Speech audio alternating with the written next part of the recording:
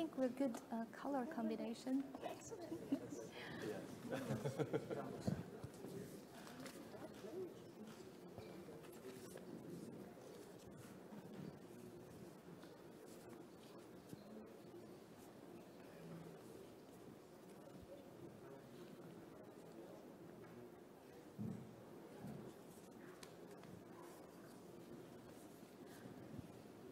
Tanya, so you will let me know when. Okay, all right. Good afternoon, everyone, and greetings to those of you who are tuning in for our live stream. Welcome to this panel discussion on Better Living Zero Waste, co-hosted by the World Economic Forum and Fortune magazine. As we all know, Asia is the world's biggest producer of food and manufactured goods with a massive consumer base. But this growth comes with a cost, as this region's greenhouse gas emissions and the waste that we produce continue to rise. That is why concerted efforts to design more sustainable production model and to shift consumer behavior are underway. So in today's discussion, we will explore how government and business leaders can work together to build an ecosystem to invest in innovative technologies and to promote responsible consumption. So a very brief self-introduction. My name is Fang Wang. I am the executive Shanghai duty editor at Fortune. I'm thrilled to be moderating this conversation. We have an excellent and incredibly diverse panel here today with us, featuring voices from across the public and private sectors and from a wide range of industries. Before we dive in, I just want to remind our audience here and online that if you want to post any content and thoughts on social media, please use the hashtag AMNC23, which stands for Annual Meeting of New Champions 23. Now let me briefly introduce our distinguished panelists. To my immediate left is Ms. Pullman Low, Vice Chairman and Managing Director, Regal Hotels International, which is one of the largest hotel brands in Greater China. To her left is Gilly Wang, Chief Executive, Hong Kong Consumer Council, the Hong Kong government body charged with consumer rights protection. To her left is Stuart Oda, founder and chief executive officer, Alaska Life, an agriculture technology company. To his left is Mr. Martin Weiss, chief executive officer, Hubert Burda Media, one of Germany's largest media and technology companies. To his left is Mr. Tilmin Chang, Chief Executive Officer, Sino-Singapore Tianjin Ecosystem Investment and Development Company, which I think is an intergovernment partnership between Singapore and China.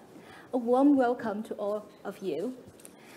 I want to turn to you first, Gilly, because we all know companies and the government, of course, play a crucial role in sustainable growth, which we will cover a lot afterwards. But I want to come to you first because consumers are at the center of this big cause. When we say better living, it's better living for them. And without their participation, without their awareness, nothing can be done.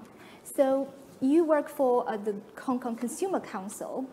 So how do you design a program that raises consumers' awareness as part of your mission to give them, to protect their rights? Is awareness part of their rights? Oh, definitely. You know, for any consumption, when you talk about whether it's sustainable or not sustainable, that involves a marketplace. In a marketplace, there are two big players. On one side, obviously, is the trader. The other side is the consumer. And of course, surrounding it, there are requires regulations and other stakeholders. But any imbalance of it, will create problems or maybe disruptions, no matter it's good or bad, to the whole marketplace. So one of the very important things to safeguard consumers is maintaining this balance. And going back to consumer rights, we are talking about very fundamental rights. They are talking about the safety of the products. We are talking about affordability. We are talking about whether they're sustainable means environmental friendliness, their rights to have information access, and also, in case of any problem, the right to redress. So these are very important rights to consumers. So when we, no matter it's at the international level or maybe at the local level, to design a program to maintain this balance, one aspect of it is consumer education. Apart from advocating for the right regulations to protect, to regulate the market, advocating for the right behavior for the trade, consumer education play a very big part because they have to empower themselves to be rational, logical, and sensible in their decision making and in every purchase. So no matter you're talking about clothing, food, green products, or maybe electrical items, whatever you think of, in a household, if they have that education, if they have that knowledge, that will be far more easier in protecting them. Because if they can protect themselves, the dispute will seldom comes. But if they don't, the dispute will come easily. So in terms of approach, there are many ways to do it. Using Hong Kong Consumer Council as an example, we put a lot of emphasis on information dissemination. So in our work, we have a very famous Choice magazine every month that we release product test results of many different kinds of products, giving all the tips to consumers when they make the purchase. Apart from that, we put forward very big education programs targeting from the primary school all the way to secondary school, the vulnerable ones, including the mentally handicapped, together with the elderly. These are more vulnerable groups to help them, to educate themselves. Furthermore, just in case, any dispute to happen, we have a very big team in the market to conciliate different disputes. So every year, in terms of numbers, we're handling around 70,000 inquiries and 30,000 complaints every year, just trying to, help to resolve all the disputes. Our resolution rate is about 70%, which is not bad already. But this is the last things, we want to do because we want happy transaction. We want to have a very sustainable and balanced economy, but things will not be that ideal. So that's why, we need to have that very strong dispute resolution mechanism. And at the higher level, globally, we are working on many advocacies to international bodies as well as governments.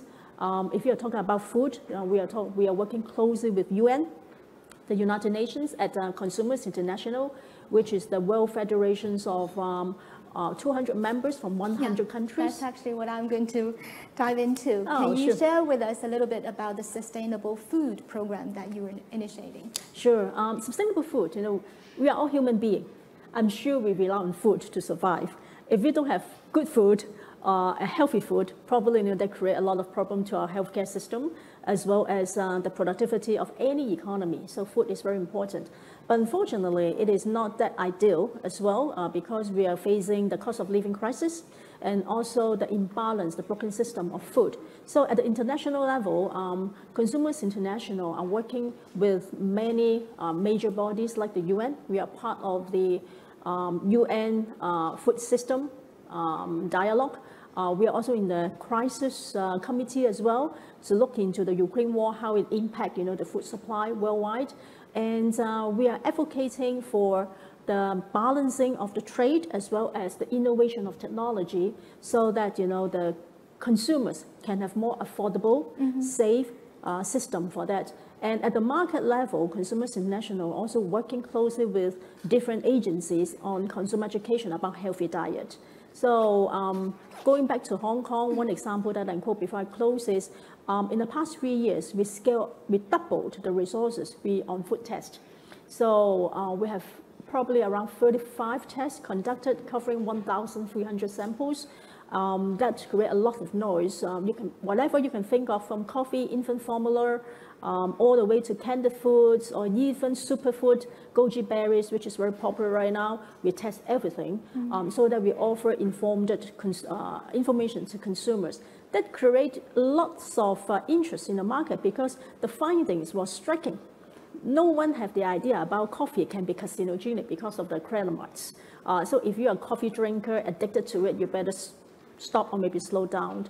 Stuff like that, it's associated with the livelihood of people. They were concerned, they will be interested. That's how, we empower them to behave better in their healthy diet. So at the end of the day, we generate a lot of media attention, not only in Hong Kong, but also in China as well. Talking about 6,000 media coverage, and inside that is about 60 headline news. So by going through, something that is highly relevant to consumers about their daily living, apart from the policy level, that will help to drive, better empowerment to consumers. Well, I want to bring in an innovator in the food industry. Stuart, Alaska Life is pioneering some of the cutting-edge agriculture technologies. Well, when we talked last time in the preparation of this panel, I heard some fascinating data, statistics, how vertical farming can increase the efficiency and also the nutrition of food. Can you share with us a bit more? Yeah, sure. Thank you so much. Maybe I'll build on what Gilly said, but I guess overall, in order to build a more sustainable, resilient, and inclusive food system, the agriculture industry and our company's focus is how can the industry make things more both affordable but also accessible. And so local sustainable food production needs to do a lot of work in order to make it easy for the consumer to make a decision. So food that is safer, healthier, and hopefully just as affordable. And so our company is focused kind of in two key areas. First, we build a turnkey vertical farm for customers that are looking to localize food production. So if it makes both economic and environmental sense, we want to help customers localize the food production. And then on kind of the smart side of things, we develop farm management software and AI-enabled IoT devices to take conventional farms and really maximize their productivity and efficiency. And kind of the result of that on the vertical farming side, because we're able to control so many aspects of production, we're able to reduce the water, the land and fertilizer use by up to 99%. We don't require any chemical pesticides, and we don't need any GMOs. We've also, vertical farming is very bright. You see a lot of LEDs, and so the conventional kind of thought is that it's very energy intensive, but we've completed a very simple environmental impact study, and we found that we can reduce carbon emissions per kg by up to 24% compared to imported fresh produce products. And so, agricultural logistics is a huge emitter of carbon. And by localizing food production, by giving consumers the option, the access, and the affordability to be able to purchase things that are local and more sustainable, we can also have a meaningful impact in reducing carbon emissions. And kind of the last thing is really to scale up the technology and really to democratize it. We have to take a lot of the specialized know-how out of the equation. And to that end, we're building one of the largest image data sets so that our AI models can understand plant health at a very kind of molecular photosynthetic level. And the goal here is that if we can make food production not only accessible from a product perspective, but from a profession. So if anybody can enter the space, just like you might work at a McDonald's or a fast food restaurant, that anybody could be a successful commercial farmer, that we can really meaningfully scale up sustainable food production. And we can make it possible for more communities around the world to be in charge of their own food and nutritional security. So we're putting a lot of these efforts into these tool sets that we can deploy. A lot of our focus is actually in developing markets. So we're in China, we're in the Middle East. The kind of first developed market that we're entering is Japan. But trying to make these tools available and affordable and accessible for individuals and businesses that are operating in developing countries. Can you give us an example? Like you go to a building, right? It's the vertical farming, like you work with a hotel, for example. How do you do it? Yeah, so our kind of maybe unique contribution to the industry is that our installations are incredibly flexible and they're modular. So if you have an open space, an underutilized parking structure, we've converted into a vertical farm before. We've integrated our indoor farms into restaurant corners and cafes.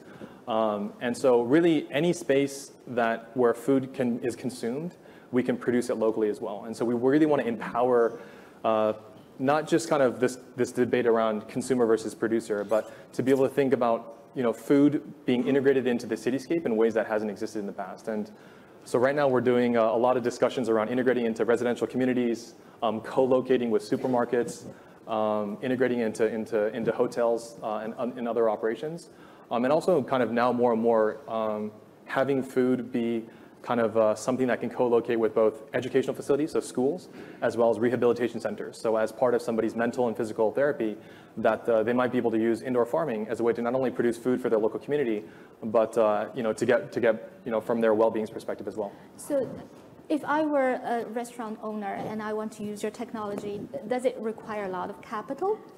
Yeah, so from that perspective, we have multiple models that we can work with. So if a customer doesn't have kind of the upfront capital, there's ways for us to finance the technology so that they can just integrate it into their operations. If they don't want to farm, we can provide the operational kind of support as well. Right now, what's really exciting is last year we matched the capital and operational.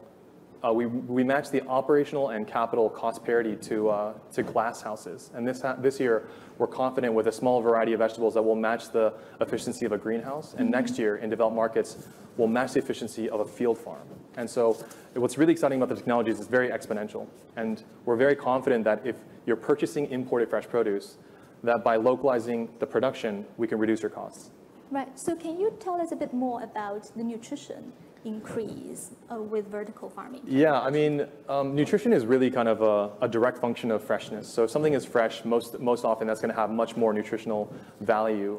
One of the ways in which we are also kind of increasing nutritional value is because we can control all aspects of production, we can apply stress to the plants in a way that really maximizes nutritional value as well. So we can simulate drought conditions, flood conditions, extreme darkness and high winds, and all these different stress, kind of both mechanical stress and these kinds of environmental stress that we can provide, can get the plant to react in ways that can become more nutritious. We can also change everything from the taste and texture as well. So customers that want something that's sweeter or spicier or softer, these are all things that we can do as well. And this is kind of also a way in which we can tailor our solutions to restaurants and hotels, but also a way for us to also contribute to things like reducing food waste. Sounds fascinating. So we do have a representative from the hotel industry, Pullman. So the hotel industry is going to have a boom time after the post-pandemic era. So I'm sure you're ready for that. But at Regal Hotel, you put sustainability at the core of your operation. So could you share with us a little bit details how you do to save water, energy, reduce food waste? What do you do? Sure.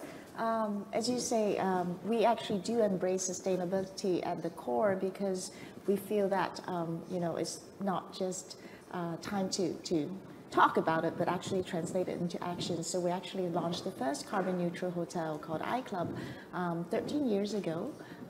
That's before, I guess, everyone started talking about ESG. And the way we did it was to really start with measuring the baseline, because first you have to be aware of the impact that you are causing to this earth. So we did that by engaging professional consultants and also building our in-house team to really look at exactly how we're affecting the world with our operations. And then we offset the remaining emissions. And I have to say that through these years, we have found that technology can really play a huge role. So in terms of energy management solutions, there have been more and more very advanced AI-powered systems that we can leverage on to really drive energy efficiency. And in fact, the more we can embrace big data and AI, the more we are able to predict energy consumption. And actually, a lot of people are under the misconception that you have to sacrifice your bottom line. But in fact, when you're willing to invest in upfront, there are very clear savings. Easily, you can save up to 20%. Above that, perhaps there's some diminishing returns, but still, we have to make sure that we are on this path to net zero. And in terms of water management, also there are very efficient systems that can help conserve water by predicting, again, consumption, and also, some faucets can actually deliver the same type of flow without using as much water. And in terms of waste management, globally, the hotel industry actually throws away 100 billion worth of food. This is actually an alarming statistic in that, in fact, 9 million people are still dying of hunger every year. Yep. A child dies of hunger every 10 seconds. And yet we, as in the more developed countries, are throwing away all this wasted food because, again, I think we can do a better job in predicting food consumption. For example, there are some IoT technologies that we can use to install in the kitchens or even in restaurants to measure, the amount of food that is thrown away, and in that way we can better manage our inventory and also optimize our purchasing systems and also optimize the portion that we serve to our customers and also better plan our menu offerings. Also for waste management, there's a lot of very innovative technologies out there. This year we entered into a partnership with the Hong Kong University of Science and Technology to develop a revolutionary bricks technology that actually uses a combination of food waste and construction waste to produce eco-friendly bricks that are actually 12 times harder than the original bricks.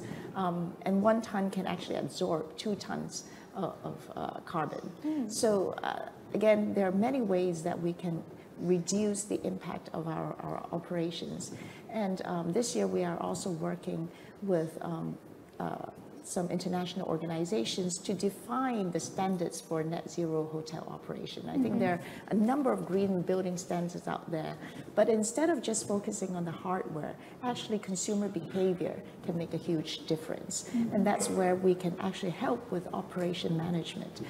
For example, at the university, there's a sustainable living solution that actually simply installs smart meters in the dormitories. So actually, sometimes it doesn't involve rocket science. All it takes is awareness and the determination to actually minimize our impact. So by simply installing the meters, the students are able to reduce their energy consumption by over 60%. So again, I think as long as we are aware that we are obviously the source of the problem, but we can also be the solution. On that note, can I come back to Gilly just very briefly? So we all know Hong Kong is the paradise, like for cuisine, right? So, but how do you design a program to educate the consumers about the food waste in particular, to reduce food waste? Is there, any specific measures that you take? Yes, we do. In actual fact, that requires a very collaborative efforts with the civil society, with the government, and also education to educate the people that, how much you need. Sometimes, you're just too greedy, to eat more, but in reality, you don't need that much. So no matter it's the restaurants industries, in the past, we have 8-course menu, we are advocating for only 6 course, and also environmentally unfriendly food, we get rid of that, trying to make people understand, what is healthy for them. I do believe that, COVID did make a difference to people. Sometimes this kind of global crisis, make people self-reflect again, their behavior, whether it is right for the environment and right for their wellness. So it's getting more and more healthy. And when you talk about healthy, if you offer them the right information and also make it affordable to them, the behavior will come. But of course, that's still not the most ideal situation right now because people are still hardly educated, and also affordability is one thing as well.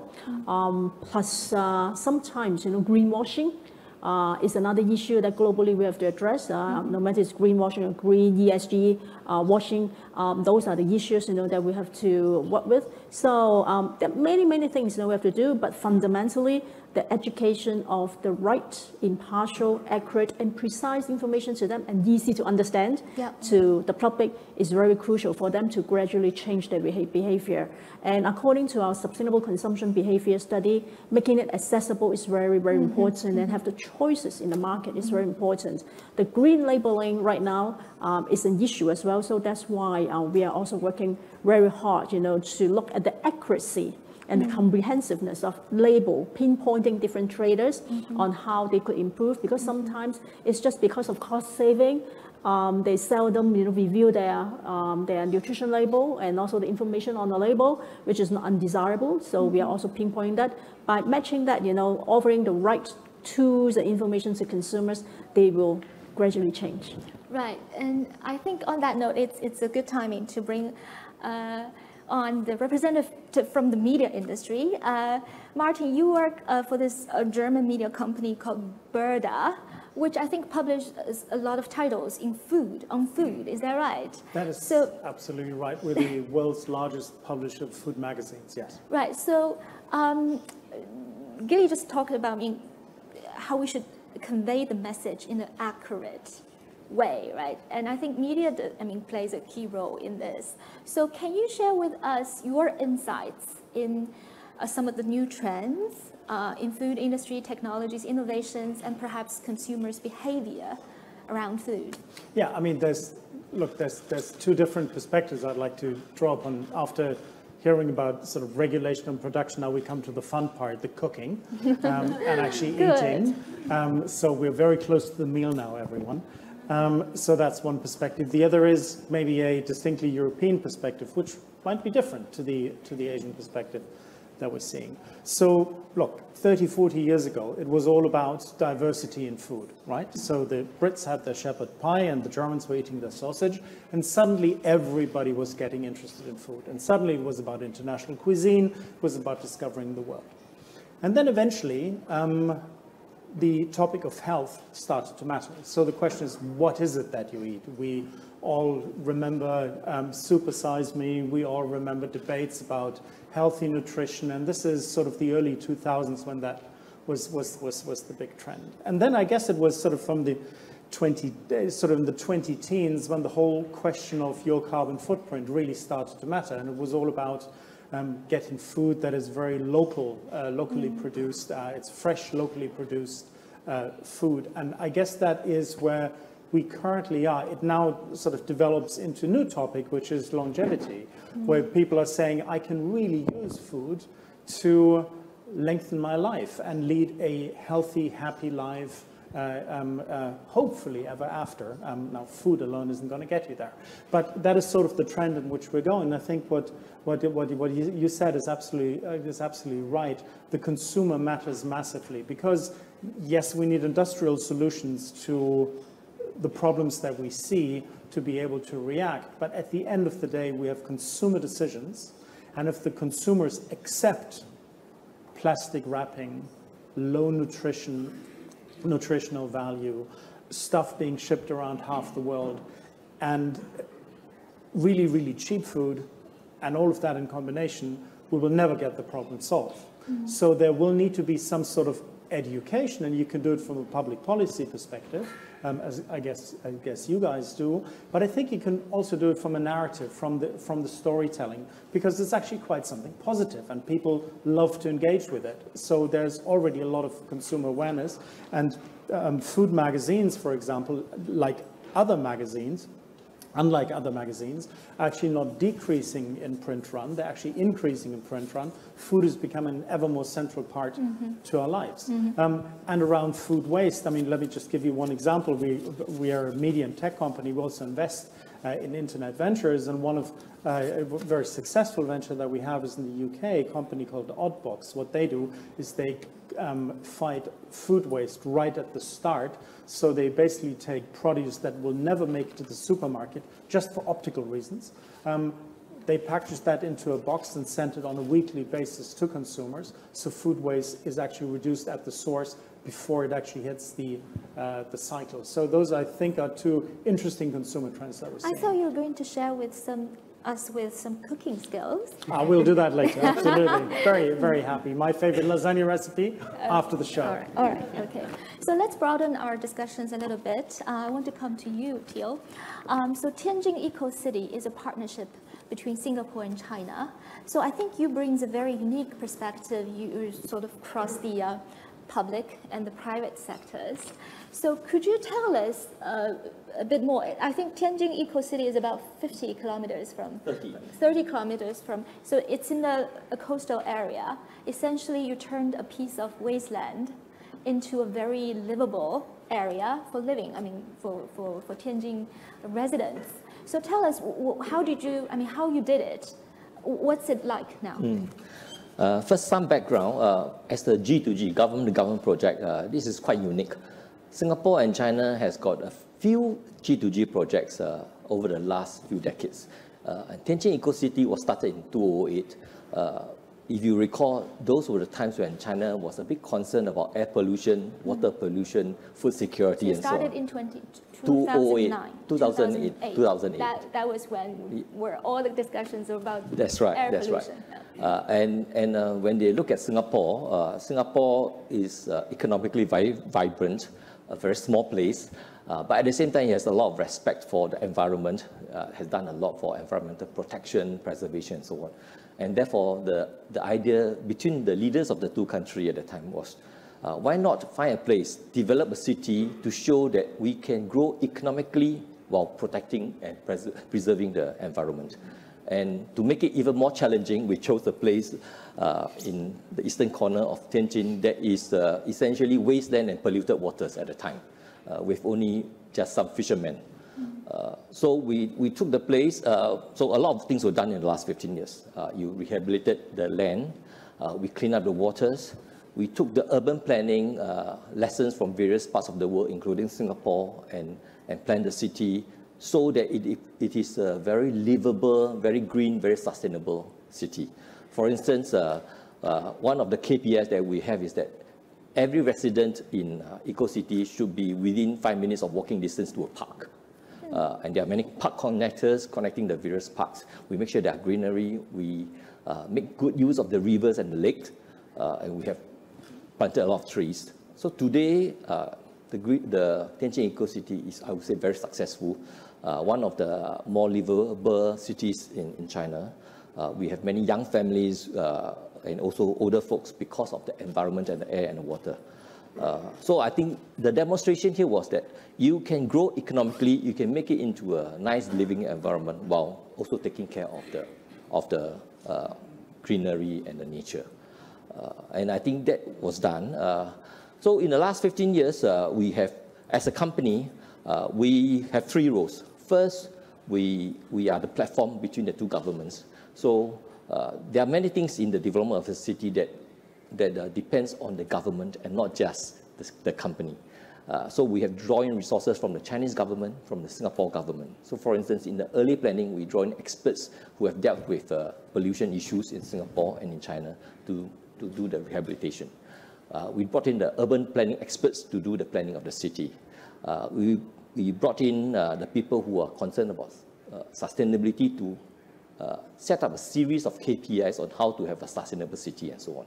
So that's the first role, being a platform to bring resources from both governments to make the city a livable place. The second role is to develop some of the buildings in the city. So we are a developer of residential properties, we are a developer of industrial properties, of commercial properties. And we are halfway through this project. We have got more land to develop. The third role is really to operate some of these facilities. So we're operator of some industrial facilities and some commercial facilities. Right. So we will come to the expansion plan afterwards, but I'm just wondering whether you bring in private capital into this project, and how does the private sector, collaborate with the government? Because we all know, the ecosystem where everybody is involved is really important in the sustainable growth. And also because only when you have private sector participating in, you probably can have a more sustainable business model, right? If you want to scale it, in the context of urbanization, which a lot of Asian countries are still going through. So how does the private and public sectors work together? For the G2G projects between Singapore and China, I think one of the unique things that Singapore government always insists on is that the project should be supported by the government with a vision that was set up by the government, but it should be implemented and executed by the private sector. Yeah. So in the case of Tianjin, a joint venture was set up between a Singapore consortium and a Chinese consortium. On the Singapore side, it is led by Keppel Corporation, which is one of the listed companies in Singapore. So it is purely private sector driven in that sense, in terms of the capital injection, in terms of the implementation. And to to draw in other resources, we will have joint ventures with other companies. So we have drawn in investors from Korea, from Japan, from the Philippines, and so on, to do the development. So that's how we make use of private sector funding, investment acumen, and maybe private sector expertise, while at the same time drawing upon the government's experience in terms of larger picture issues, urban planning, and so on and so forth. Right. So very quickly, has it been a commercially successful story? Yes, it has been. It has been. Yes. Good to know. So I want to come back to you, Gilly, a little bit, because we do have a zero waste part of this theme of this panel. So, and we all know plastic waste is a big part of, consumer waste that we produce every day. So share with us a little bit about, how do you reduce plastic waste in Hong Kong? Wow, this is probably I should start from the global picture first, instead of zooming into Hong Kong. Plastic, to start with, the cost, has been passing on to consumers, unfairly, frankly speaking, because in the first place, if we think through the damage of plastic to the whole environment, if we get rid of it or maybe have the right ingredients, probably, the cost will not be translated to all of us, in this room, or all the consumers. So it is quite unfair, right now. But the whole world right now is chasing after time to mitigate the problem. So this is something, very important we have to deal with, because no matter it's the physical plastic that we are touchable, or maybe the microplastic that we're absorbing in our body, in our blood, those are harming us, every day. So at the global level, Consumers International actually is working, is lobbying and negotiating with the UN about a plastic treaty for plastic waste, reduction. It is a huge pollution. So, but the details is in the devil is in the details, because I'm not sure every one of you have the experience of recycling plastic every day, but there are lots of frustration. Whether there's a label to help you to understand whether it's recyclable or not. Secondly is how can you get rid of the labels on the bottle to ensure that it is recyclable. Even after you clean it, how you can put into the right place to ensure your effort will not be waste, it will be properly treated. Stuff like that, if it's not transparent, not properly done, it will frustrate consumers a lot. And at the end, what will happen is they either, okay, I do less, or just give up. For many surveys in the world, saying that, many consumers are very frustrated. So at the global level, in the negotiation of the global treaty, there are a few very important things, that has to be harmonized across the world. The first thing is about the information provision on the label by itself, making sure that it's standardized, that everyone can have an easy understanding on how to follow the instruction and make sure it is right. Second thing is about the definition of green and innovation, because one country, your definition of green versus the other is very different. So that requires a huge harmonization around the world to ensure, this consistency. And thirdly is about, the trade practices as well, because, the replaceable products has to exist. In actual fact, even when we are talking about many replaceable products, in reality, after testing, they are also containing harmful substance to the world. So it's not 100% green in reality. So how we can continuously improve that to make it total green to consumers, that is very important, and that has to be done at the international level. But the local level, of course, every government is chasing after time right now. So one thing is to consistently, persistently, and actively involved in all the government consultations about the policies, advising them, what makes sense to consumers, what are the unclear points, and also about, the incentive to support, consumer behavior to follow, to manage the plastic waste. So this is one area.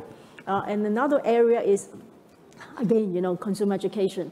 If every one of us pledge not to touch plastic in your takeaway, in your everyday life, that will make a difference as well. Even taking me, for example, I just stopped, using plastic for my takeaway. I just choose shops or restaurants that allow me to bring my glass container, and then you put, food into my container.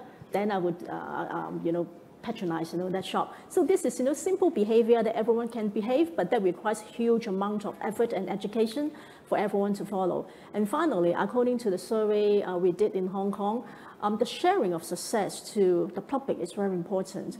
I don't want to waste my effort. I want to know my effort got reward for the better benefit of the whole community, and best with financial incentive. Yes. So if I can get rewarded with certain gift, redemption of green products, green coupons or credits, that I can continuously motivate my behavior, that will be better. So I think, these are the things, that has to be done, no matter it's globally and locally, to drive, plastic reduction. Hopefully one day we don't have to use it at all. Yeah, on that note, I can particularly relate to, because in China we do have this phenomenon of eating a lot of takeaways, especially during the pandemic. It's becoming a phenomenon. I think it produces a lot of food waste and plastic waste. So we both have to create that sense of guilt. Yes, exactly. But there is guilt. But when you said you decided to keep away from them, I think that's very challenging. It takes a lot of determination, right? Because you're basically sacrificing your convenience. So on the note of rewards, financial rewards, I want to bring in Pullman. I heard about this Meta Green project you're doing in Metaverse, I think in Sandbox, is that right? Yes. So that offers like a Metaverse version of green hotel, net zero hotel, and you give online to offline rewards. Correct. How does it work? Can you share with us? So the reason I launched Meta Green is because I truly believe in collaboration for change and impact. We live in a very complex world with very urgent challenges to be met. So to go far, we have to go together. That's why I launched this Meta Green, which is the first Web3 green communities, the first green metropolis on Sandbox. And in this green utopian world, we don't just have a green hotel. Rather, we actually have like-minded partners join this ecosystem. Together, we want to foster eco-friendly behavior and reward, as Gillian mentioned, green choices. So what we do is we provide immersive edutainment experiences on the Sandbox, and we have partners such as leading banks, also leading supermarkets, shopping malls, all types of players, so that we together can drive online to offline behavior, and also vice versa. It's a decarbonize and earn model that is quite different from just playing and earning. Just elaborate a little bit more. If I'm a player in Sandbox and I enter your virtual hotel, how do I behave to get rewards? So one way is in the virtual hotel, then you will experience the latest PropTech inventions, so you will see what a net zero hotel will be like. And then you will go through the hotel and you will learn to learn to minimize your carbon footprint. And then after you go through those experiences, you can redeem an NFT that can allow you to enjoy physical rewards at one of our outlets and hotels. And actually it's vice versa, because we, in our upcoming app, we actually let consumers choose certain behaviors, such as foregoing towel usage or daily housekeeping, and they will be rewarded points that can be stored also in the metaverse. Right. Just to follow up on that, because we know a lot of consumers already have intention to be more energy and water saving, but sometimes it's a little bit difficult for them to translate that intention into real action.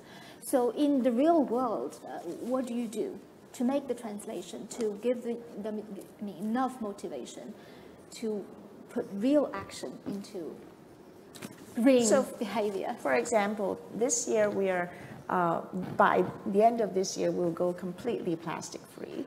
And the way to do that is also to get the consumers to support this movement. So when they say, okay, I'm not going to use any of the disposable shampoos and body wash and all those amenities, then we give them points. So it's actually very instant, and it's stored in the loyalty program so that they can be rewarded for each and every choice, so that they can be more mindful of the impact of their consumption. That's great. So we will, in your hotel, have shampoo only in bottles? In dispensers, yeah. Okay, all right. But of course, they can still request, but that would be only upon special request. Okay.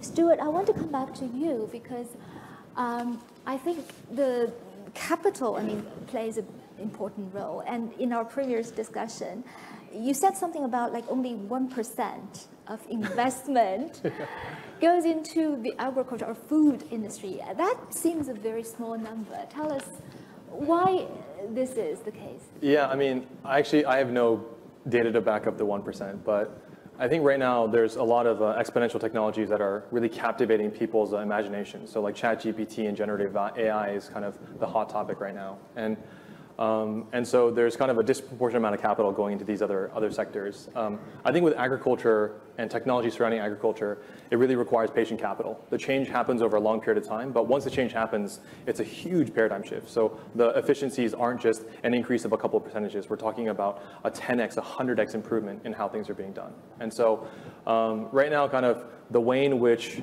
maybe some of these investors are incentivized to be able to deploy their capital, isn't very conducive to being very patient.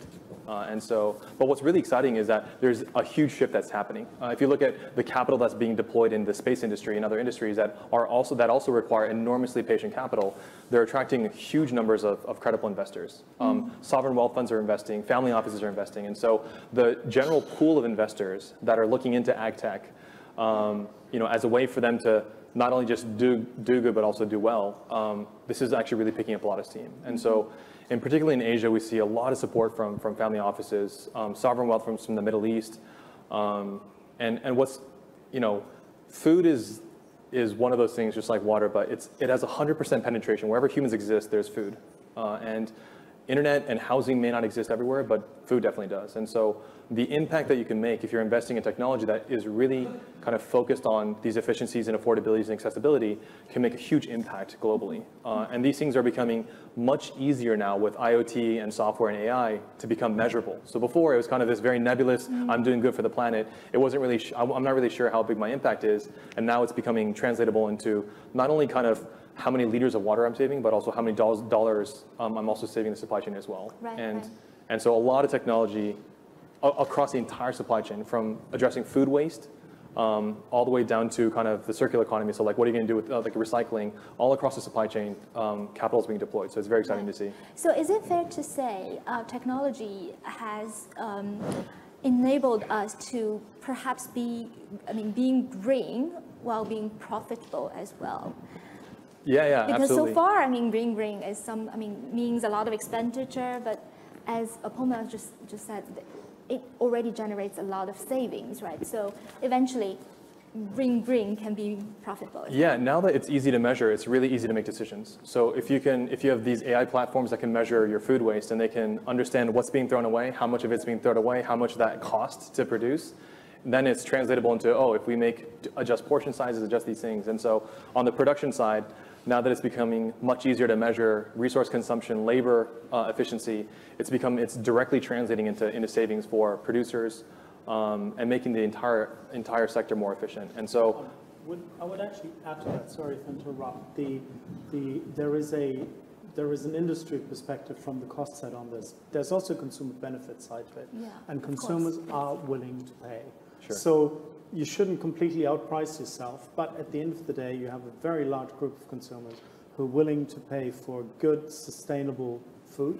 And I really like what you say with the app, Pullman, around gamification. We bought a company last year called NutriCheck, based out of Nottingham. What they do is calorie counting in a very gamified way of actually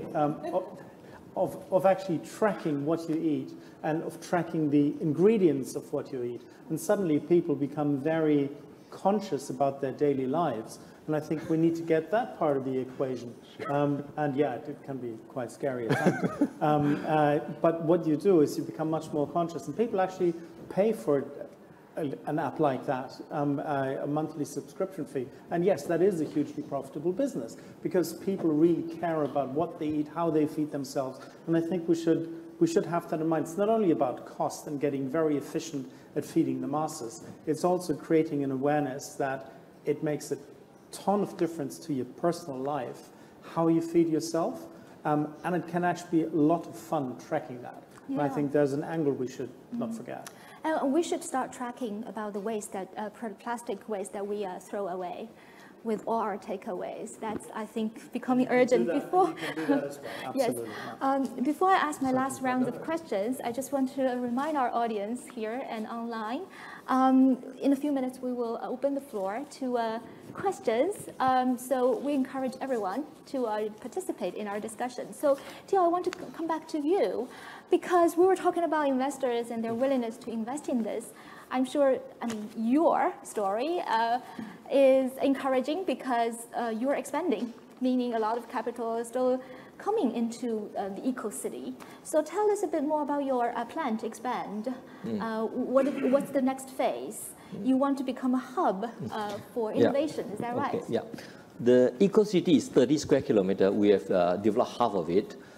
And in terms of the vision that we set out in early days to build a harmonious, livable environment where people can live, work, and play, I think we have achieved that quite well. So I'm thinking of expanding the role of the eco-city to beyond that. We started as the green sustainable city, but I think we can do more in view of the fact that both Singapore and China have got decarbonization goals. In China, we have the 30-60 goals, the dual carbon goals, and in Singapore, we also have carbon neutrality goals by the middle of the century. And I think given that there will be a lot of new technologies, new startups, companies that are developing new solutions for the new low-carbon economy, be it technology in terms of new types of renewable energy or new ways of producing renewable energy or energy storage systems or carbon capture technologies and so on and so forth. We thought that it will be a good extension for the eco-city to become a place whereby you can do more research and even manufacturing of new products and solutions that will lead to a low-carbon world. And that requires building the ecosystem, meaning you need to have an ecosystem to attract talent, to attract the necessary manpower, to have the VCs as investors, to have the right regulatory environment, to have the test bedding facilities and places, and so on. So I'm hoping in discussion with the various government authorities to build up this ecosystem so that in time, companies will find that it is natural to set up their first operations in the eco-city and contribute to the decarbonization efforts of both countries and in fact the world. That's very encouraging. I think, Stuart, we've just found you a potential investor and perhaps a potential customer at Regal Hotels. So we'll open the floor to questions. Okay, this gentleman here. My name is Hong Kong Dan. I'm a tech pioneer of the forum's innovator community, similar to Stuart here. I'm a CEO of Butler, MIT spin-off, doing occupancy sensors for buildings. So post-pandemic, we probably serve a lot of Fortune 500, the measuring the occupancy in their commercial buildings. So the result is super shocking. A lot of great commercial buildings are single-digit occupancy rate. And then to that really triggered me to think, frankly, we talk about plastic, which is a poster child for waste, but sadly, the concrete is actually 10x bigger waste of plastic. So today's theme is about better living, no waste. So it's probably easier for plastic container product, but super hard for building as a product. So just similar to what Ms. Lowe said, probably more virtual hotels. But my question here is that regarding that, how do we potentially reduce building as a product to reduce waste? This is a question for Ms. Lowe and also Theo. Okay. I think that's a great question because in Asia, buildings actually account for up to 60% of carbon emissions yeah. compared to 30% in the West, mainly because of weather conditions. For example, in Hong Kong, it's very hot and humid. We experience winter indoors when it's actually sweltering hot outside. Yeah. So I think obviously it has to do with behavioral choice as well. We don't necessarily need this kind of air conditioning for optimal functioning. But of course, I think it boils down to, firstly, commitment from the real estate developers to pledge to transition.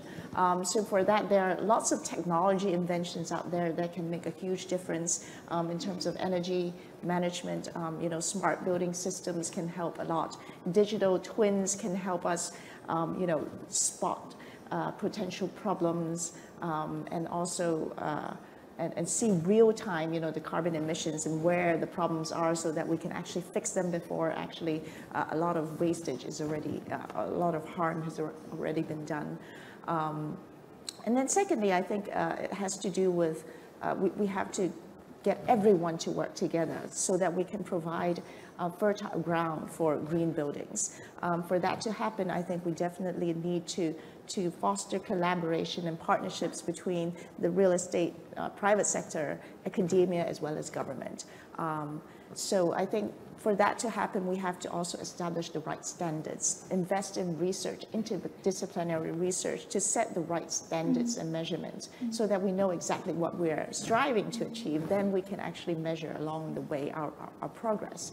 The government obviously needs to play a stronger role in providing very solid incentives, especially in an era of volatile market conditions when everyone is struggling with the surge in interest rates. When it's a matter of survival, it's hard to prioritize sustainability. So the government definitely needs to provide more tax incentives. For example, if you adopt PropTech, or if you use green building materials, could you perhaps provide a bit of incentives in terms of the plot ratio, or could you facilitate, the approval process, so that developers can actually be incentivized to act quickly.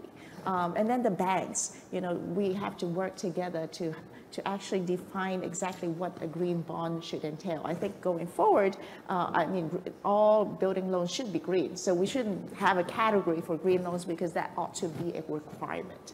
And academia, I think we also have to work to support them, because professors, scientists, they ought to focus on R&D. So we have to, as the private sector, come in as their commercial partner to help them pilot, commercialize, and scale.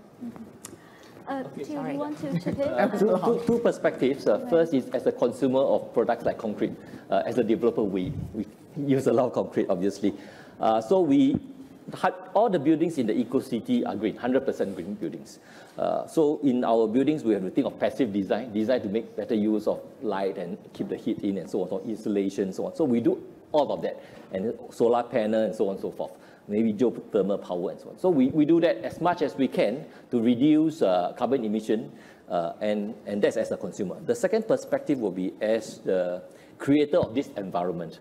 And we hope to create an environment whereby companies can start to develop new building materials, new types of concrete, and so on and so forth, so that in the future there will be a concrete that is low carbon emitting, and so on and so forth. So that's what we can do as a consumer and then as a creator of the overall environment. Can I just add one thing?